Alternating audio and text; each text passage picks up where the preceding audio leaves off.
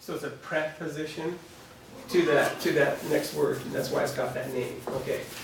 So what is the word I am? What is that? The subject. Well, that's semantic. That's semantics. So what is it here? It's part of the verb. The object. And The object in here, the sentence is Crescent City. Right. So, but what kind of word is I am? I. Noun. Close to a noun. Close to a noun. A noun is a person, places, things. Proper nouns and ideas are nouns. So we got a proper place called Crescent City. So it's a noun. So what is I? It's the person doing the verb, it's the thing doing the thing. Yeah. She's the one doing the thing. Okay, so let's move it apart so you can see it better. So what's I? What's Pronouns. pronouns. You got it. Okay. So I, you, him, her, she, them, that, us, thosens and usens, right? Okay, so that's a pronoun, exactly. So that's a pronoun. Okay. Now, am. What is that? Am. Getting deep real fast here. So am. I am. So linking verb and using our helper verb or linking verb or English. Yeah. So.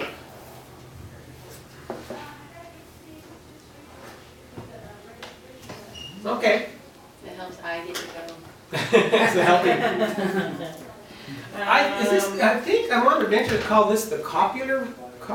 Yeah. It's a copular verb because is, am, are. Okay, so let's check. I'll make a State list. of being. So is, am, are, do, were. Is, am, are, do. Are called. These are called copular verbs, if I'm correct. Copular. And it tells you who the subject is. It's required in English.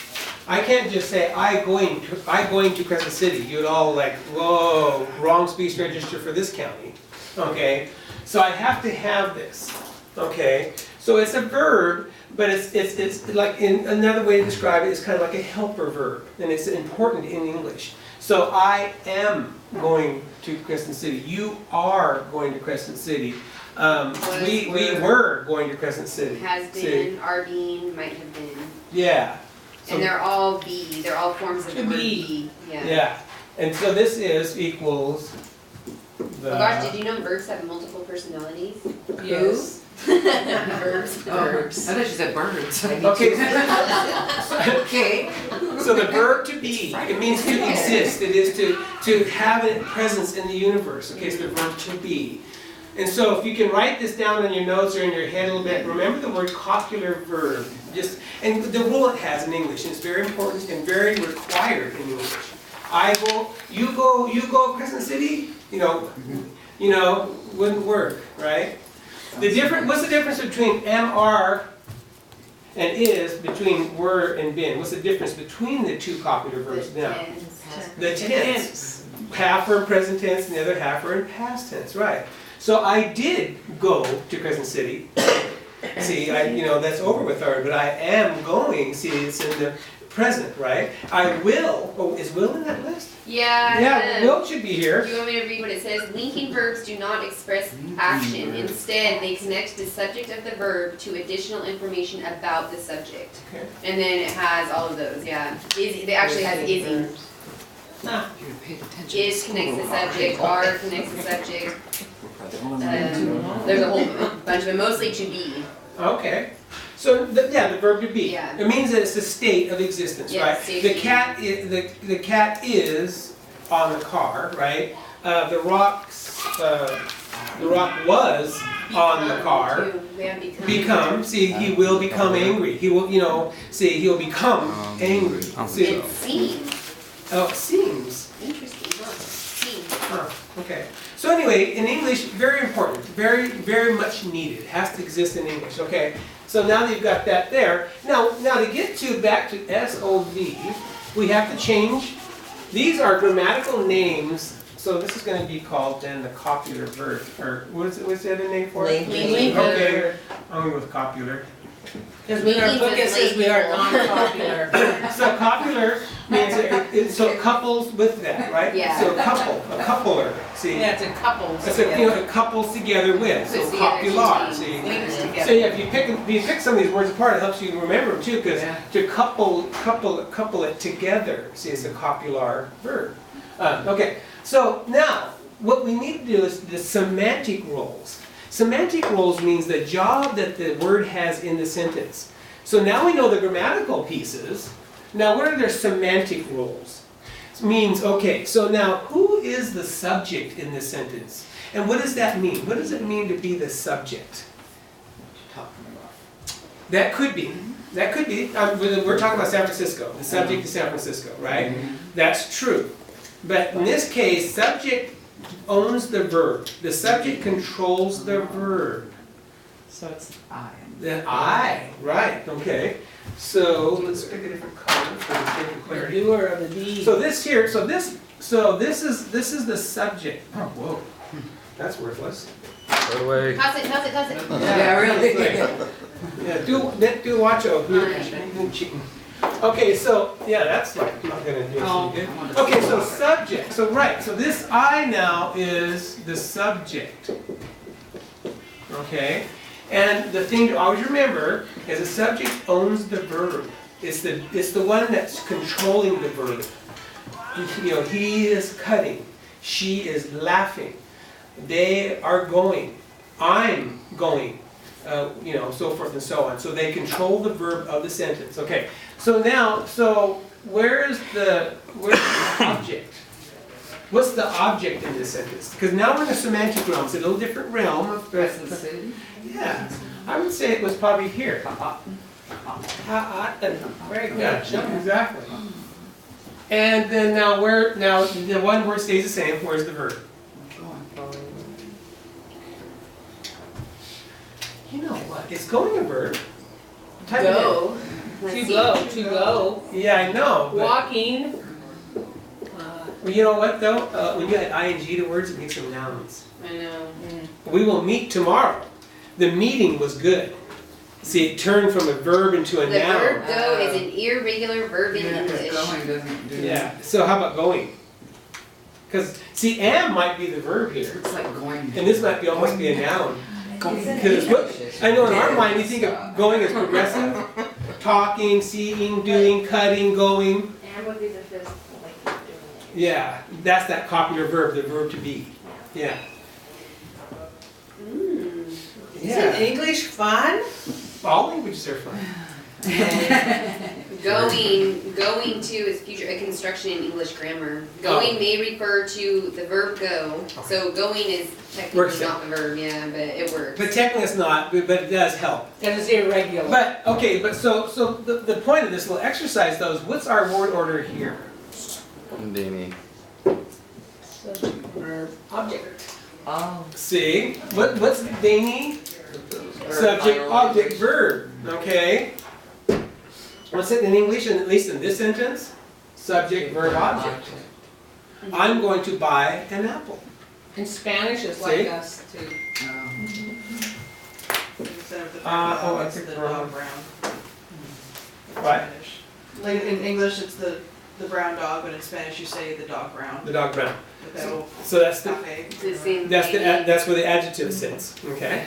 Okay, now, okay, so just do one more, so, You are. oh, okay, yeah. You are going.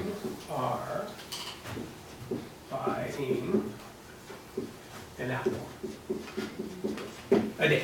Okay, so look at that. See, you are buying an apple. Okay, all right. So again, just real quickly, where's the noun? Huh? A pup, I, apple. Oops. Okay, and where is the pronoun or the subject? You. Right. And then are, we know is the copular verb, right? And then so buying is For the verb. And then what's and that add in one? this case? Another requirement in English, you have to have this thing right here, and. Yeah. Quantifier or something, it's more. It can be a quantifier, it's telling you how many, Yeah. because you're not buying 3 apples, You're buying. you're buying an a apple, right? Right? So it's like a quantity, right? Yeah. See? Yeah. See, because if this was a consonant, it would be a, right? Yeah. So if it was a, then it would be Right. a car. Why do we do But because this is a vowel and this is a consonant, it goes from, you are buying a car and you are buying an apple. Because this is a vowel and that's a consonant. Right? Article, like It's it's an an article. article. So it's an article. It's an article. Like at the beginning of the sentence, the cat is black, Oh, yeah. a cat is black. They're called articles, right? But it's also, in this case, this role in the sentence is a quantifier. It's telling you how many apples. See, you are buying 3 apples, you're buying 10 apples, you're buying no apples, you're buying a apple. You're buying, or I could say, you're buying 1 apple. That's it. See what I'm saying? And so the thing you have to remember about language grammar is this, is that you might memorize, a whole bunch of nouns, and might memorize a whole bunch of verbs, and a whole bunch of quantifiers. But what you have to realize is where they're in the sentence at the end of the day, and what role they're playing in the sentence. It doesn't always get to be, 90% of the time it will be. But there'll be this, you'll look at the construction, and you'll go, so what's this role in this sentence? You see what I'm saying? So be aware of that, that words change roles, therefore changes the type of word they are in that sentence. Now you take that same word and throw it in a different sentence, and it's going to be that other thing. Just so you're aware of that concept. So it's not black and white. Well, it's black and white because you're studying where it's at in the construction in the sentence. It's black and white that way. But if you think all nouns are always going to be nouns, maybe they're not. Maybe a noun's going to be an adjective. A man's man. He's a man's man. Man is the noun, but then he's a man's man. Man's is now an adjective because it's describing the man. See, so man turned into an adjective there, not a noun. See that? You see what I'm saying? So they can change roles, but just be aware of that. It's just Okay, so the point here is that English has a different syntax. It pays for its sins differently. Okay, so Nobody ever says he's a woman's man.